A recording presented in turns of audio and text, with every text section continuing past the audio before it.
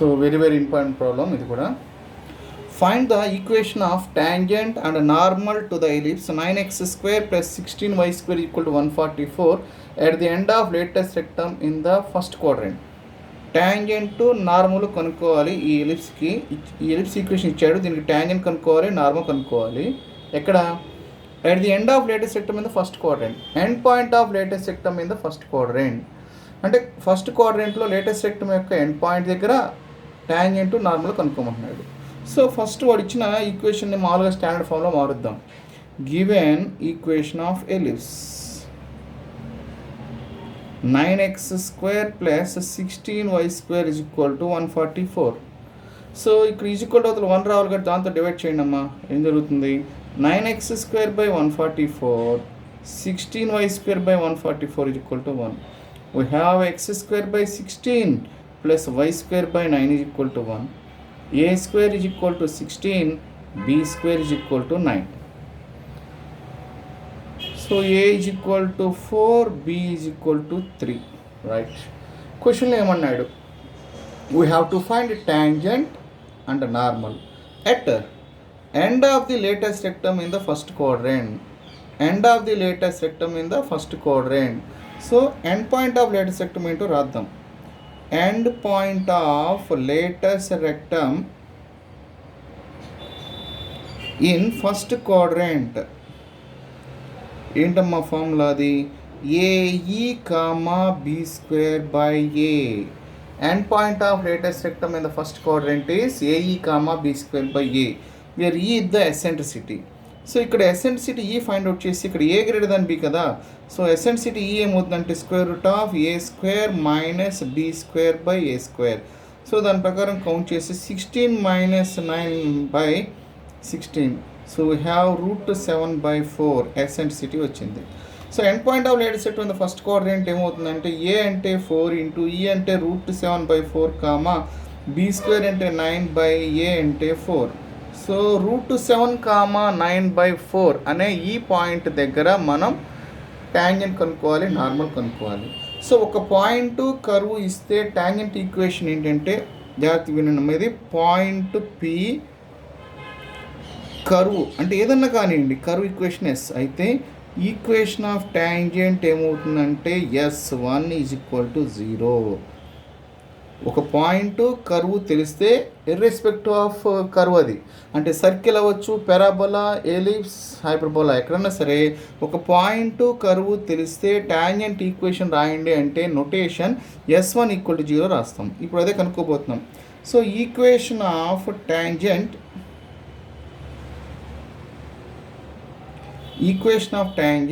at P √7, 9/4 is S1 = 0. Notation రాద్దాం. So ఇక్కడ S1 రాద్దాం అంటే ఇది S అనమాట. దీనికి S1 లా రాస్తున్నాం చూడండి. 9 ఇంటూ x²ని xx1గా రాస్తున్నాము, ప్లస్ 16 ఇంటూ y²ని yy1గా రాస్తున్నాను, = 144. సో 9x ఇంటూ ఈ పాయింట్ x1 y1గా తీసుకున్నాను, ఇచ్చిన point 9x into √7 plus 16y into 9/4 = 144. 4 times పోయింది. ఓవరాల్గా 9 క్యాన్సిల్ చేస్తే √7x plus 4y = 16. √7x plus 4y = so మళ్ళీ ఏం అడిగాడు ఇక్కడ? ఇదే పాయింట్ దగ్గర నార్మల్ కూడా అడిగాడు. సో దీనికి నార్మల్ కూడా రాసేయచ్చు, దీని ఫార్ములా చేయొచ్చు, లేదా డైరెక్ట్ చేయొచ్చు, 2 విధాలుగా చేయొచ్చు. So slope of tangent find out చేయండి, లేదా equation of normal formula already అవసరం అవుతుంది కదా. ఈక్వేషన్ ఆఫ్ నార్మల్ రాద్దాము. Equation of normal at Px1 y1 normal equation కూడా మనకు కొన్ని ప్రాబ్లమ్స్లో యూజ్ చేస్తాం. బెటర్ ఏంటంటే ఈ ఫార్ములా నేర్చుకోవడం మంచిది. Equation of normal at Px1 y1 is a² x/x1 minus b² y/y1 = a² - b². ఈ ఎలిప్స్ ఫార్ములా నేర్చుకుంటే మీకు హైపర్బోలా కూడా ఆల్సిటీస్కి వచ్చేస్తుంది. ఇక్కడ మైనస్ ఉంది కదా, ప్లస్ వస్తుంది. -b² నుంచి ప్లస్ b² వస్తే హైపర్బోలా వస్తుంది. సపరేట్గా హైపర్బోలాకి నేర్చుకోవాల్సిన లేదు. ఎలిప్స్ నేర్చుకుంటే ఆటోమేటిక్గా హైపర్బోలా వస్తుంది. సో ఈక్వేషన్ ఆఫ్ ట్యాంజెంట్ ఏం చేశాను, S1 రాశాను. ఒక పాయింట్ కర్వ్ తెలిస్తే ట్యాంజెంట్ ఈక్వేషన్ S1 = 0 అవుతుంది. నార్మల్ ఈక్వేషన్ ఎలిప్స్కి ఏంటంటే formula a²x/x1 -b²y/y1 = a² - b². So a² అంటే 16x/x1 y1 అంటే పాయింట్లు ఉన్నాయి కదా √7, మైనస్ b² అంటే 9y/y1 అంటే 9/4 = a² - b². రైట్, ఏమైందమ్మా ఇప్పుడు 16x/√7, ఈ 9 క్యాన్సిల్ అవుతుంది, ఈ 4 పైకి వెళ్ళిపోతే -4y = 7. ఎల్సిఎం కట్టేస్తే 16x - 4√7y = 7√7, which is the normal equation. So next another problem. Find the equation of tangent and normal to the ellipse at the point whose ordinate is 1. Abscissa అంటే x coordinate, ordinate అంటే y coordinate.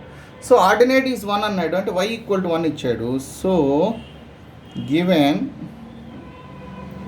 Equation of ellipse, so ఏమి ఇచ్చాడమ్మా, 2x² + 3y² = 11 ఇచ్చాడు. Given ordinate of point, ఆబ్సిస్సా అంటే x coordinate, ordinate అంటే y అనమాట, y = 1. That implies, substitute చేసి point ఇప్పుడు కూడా కర్వ్ మీద ఉంటుంది కాబట్టి సబ్స్టిట్యూట్ చేస్తే 2x² + 3 × 1² = 11. We have 2x² = 11 - 3, 2x² = 8, x² = 4, x = ±2. So point ఏమవుద్దమ్మా, ద పాయింట్ బికమ్స్ 2, 1 ఒక పాయింట్ వస్తే ఇంకో పాయింట్ -2, 1 ప్లస్ ఆర్ మైనస్ అన్నాడు కదా, ప్లస్తో ఒక పాయింట్ మైనస్తో ఒక పాయింట్ వస్తుంది. సో మనం రెండు తీసుకొని చేయాలి, ప్లస్ తీసుకొని చేయాలి యాజ్ వెల్ యాజ్ మైనస్ తీసుకొని చేయాలి. Okay, equation of tangent at P2, 1. Equation of tangent ఇందాక డిస్కస్ చేసాం. ఒక పాయింట్ కర్వ్ తెలిస్తే tangent equation notation S1 = 0. Tangent at Px1 y1 to ellipse S = 2x² + 3y² = 11 is, ఇది x1 y1 అనుకుంటే S1 రాయడమ్మా, ఏమవుతుంది, S1 = 0. That implies 2 × x² కాస్త xx1 అవుద్ది, constant 3 అందాలు ఉంటుంది, y²ని y1గా రాస్తాం = 11. సబ్స్టిట్యూట్ చేస్తే 2x × 2 + 3y × 1 = 11. So we have 4x + 3y - 11 = 0. Right, equation of normal. నేను అంటే యాక్చువల్గా చాలా ఫార్ములాలు వాడచ్చు, బట్ నేను కొన్ని ఫార్ములాలనే ఎక్కువ వాడతాం. మనం ఎక్కువ ఫ్రీక్వెంట్గా వాడే ఫార్ములాలను వాడతాం ఇక్కడ. అంటే ఈ ప్రాబ్లంలో వాడే ఫార్ములాలు ఇంకో చోట కూడా వాడతాం కాబట్టి వాటినే ఫాలో అవుతాం, అన్నీ ఒకటే ప్యాటర్న్ ఫాలో అవుతాం. ఒక క్వశ్చన్ ఒక్కో మోడల్ కాకుండా అన్నీ ఒకటే మోడల్ వెళ్దాం. ఈక్వేషన్ ఆఫ్ నార్మల్ ఫార్ములా ఏంటమ్మా, a²x/x1 - b²y/y1 = a² - b².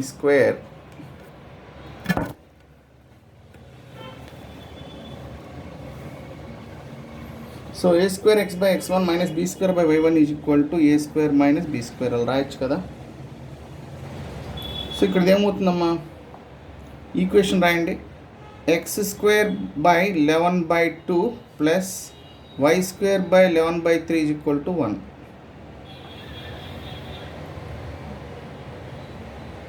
So ఈ ఫార్ములా వాడి చేయొచ్చు. లేదనుకుంటే ఇంకా ఈజీ వేలో వెళ్ళాలనుకుంటే దీని స్లోప్ తీసుకొని పర్పెండిక్యులర్ స్లోప్ తీసుకుంటే నార్మల్ స్లోప్ వస్తుంది, స్లోప్ పాయింట్ ఫామ్ రాసి కూడా చేయొచ్చు. ఎలా చేసినా ఇబ్బంది లేదు. ఇలా వేసి ఏబిల్ సైడ్ ఇలా ఈక్వేషన్స్తో చేయొచ్చు. ఆర్ ఈ ఫామ్లో వాడచ్చు. ఆర్ లేదంటే ఇక్కడ ఈజీగా అనిపిస్తుంది, చూద్దాం. స్లోప్ ఆఫ్ ట్యాంజెంట్ కనుక్కుంటే ఏమొస్తుంది, -4/3 అమ్మ, minus of x quotient by y quotient, slope of tangent. Slope of normal ఏమవుతుంది, మైనస్ కాస్త ప్లస్ అయ్యి 3/4 అవుతుంది. సో ఇప్పుడు ఈజీగా రాసేయచ్చా, ఈక్వేషన్ ఆఫ్ నార్మల్ స్లోప్ ఏమో నార్మల్ స్లోప్ తీసుకోండి, పాయింట్ ఆల్రెడీ ఇందాక ఉంది కదా, y - y1 = m × x - x1 రాయచ్చా. So దాని ప్రకారం రాసి ఏమవుద్దమ్మా, y minus y1 అంటే y minus 1 is equal to 3/4 into x minus 2. Simplification చేస్తే ఏమవుతుంది? 4y minus 4 is equal to 3x minus 6. So we have 3x minus 4y minus 2 is equal to 0. This is the normal. Tangent already ఇక్కడ వచ్చేసింది, normal అదిగోండి. Already second point ఉంది కదా, ఇంకొక point Q ఉంది కదా, అక్కడ కూడా చూద్దాం. Q is equal to -2, 1. Equation of tangent notation S1 equal to 0. దీనికి S1 రాస్తున్నాను. 2 into x1 plus 3 into y1 minus 11 is equal to 0. 2x into -2 plus 3y into 1 minus 11 is equal to 0. ఈ టర్మ్స్ని అవతల పట్టుకెళ్తే 4x minus 3y plus 11 is equal to 0. This is the normal equation. 4x minus 3y plus 11, right? Tangent. Equation of normal ఎలా రావాలి? So దీని slope ఏమవుతుంది? Slope of tangent minus of x quotient by y quotient. Slope of normal. So minus 3/4. Equation of normal point ఇదే కదా, y minus y1 queue అనే point, y minus y1 is equal to m into x minus x1. 4y minus 4 is equal to minus 3x minus 6. 3x plus 4y plus 2 equal to 0. So ఈ problem కూడా చూడండి, very important problem ఇంకొకటి. So చాలా important point ఇది కూడా, the very very important question. Normal at one end of latus rectum of the ellipse passes through one end of the minor axis, then show that e⁴ plus e² equal 1. Normal actually ఇందాక పై క్వశ్చన్లో కూడా మనము normal equation a²x/x1 minus b²/y1 equal a² minus b² వాడడం కారణం కూడా అదే, ఇక్కడ వాడతాం కాబట్టి అక్కడ వాడాల్సి వచ్చింది. ఓకే, ఎలిప్స్ ఇది కూడా క్వశ్చన్లో ఏమి ఇచ్చాడు చూద్దాం. ఇది ఎలిప్స్ స్టాండర్డ్ ఫామ్లో తీసుకున్నాను నేను. యాక్చువల్గా ఇది లేటెస్ట్ రెక్టమ్ అంటే ఇలా ఉంటుంది. ఇది కొండమ్మ L డాష్ అనేది లేటెస్ట్ రెక్టము. లేటెస్ట్ రెక్టమ్ దగ్గర ఇది ట్యాంజెంట్ అయితే దీనికి పర్పెండిక్యులర్గా నార్మల్ వస్తుంది, ఇట్లా వస్తుంది. ఈ నార్మల్ ఏం చేస్తూ ఉందంటే ట్యాంజెంట్ పర్పెండిక్యులర్గా తీసుకున్నాను ఇట్లా, ట్యాంజెంట్కి పర్పెండిక్యులర్గా నార్మల్. అది క్వశ్చన్లో ఏమన్నా చూడండి. Normal at one end of latus rectum. Latus rectum యొక్క ఒక ఎండ్ పాయింట్ దగ్గర, లేటెస్ట్ రెక్టమ్ యొక్క ఒక ఇది L అందాం, ఇది L డాష్ అందాం. లేటెస్ట్ రెక్టమ్ యొక్క ఒక ఎండ్ పాయింట్ దగ్గర నార్మల్ తీసుకున్నాడు. ఆ normal one end of the minor axis యొక్క ఇంకొక ఎండ్ పాయింట్ గుండా పాస్ అవుతే ఇది చేయించమంటున్నాడు. Normal at one end of latus rectum passes through one end of minor axis. Given equation of ellipse x² plus y² equal to 1. End point of latus rectum already discuss చేసాం మనం. End point of latus rectum ఏమవుద్దమ్మా, AE, అవుతుంది. క్వశ్చన్లో ఏమన్నాడు, ఈ end point దగ్గర normal equation కనుక్కున్నాడు. Equation of normal at end point of latus rectum L అందాం. At end of latus rectum L is formula ఏంటమ్మా, a²x/x1 minus b²y/y1 is equal to a² minus b². This is x1 y1. So we have a²x/x1 అంటే AE minus b²y/y1 అంటే b²/a is equal to a² minus b². a cancel, ax/e b² cancel, minus ay is equal to a² minus b². This is the normal equation. ఏమన్నాడు, this normal passes through one end of minor axis. Given this normal passes through one end of minor axis. 0, -b గుండా pass అవుతుంది. అంటే x ఉన్న చోట ఇది, y ఉన్న చోట ఇది రాయాలి. సబ్స్టిట్యూట్ చేస్తే 0 మైనస్ ప్లస్ అయిపోతుంది, is equal to a² minus b². Same వచ్చిందమ్మా ఇక్కడ AB is equal to a square minus B square వచ్చింది. కానీ క్వశ్చన్లో ప్రూవ్ చేయాల్సింది ఏంటమ్మా, E⁴ plus e square is equal to 1. జాగ్రత్తగా వినండి. E⁴ ప్లస్ ఈ స్క్వేర్ మనకి ఎసెన్సిటీ ఒకటే ఉంది కదా, బేస్ ఫార్ములా తెలుసు. Square root of a square minus B square by A square అని దీన్ని స్క్వేర్ చేయండి. E square is equal to a square b minus B square by A square అవుతుంది. Right, దీన్ని అలా ఉంచేసాయి.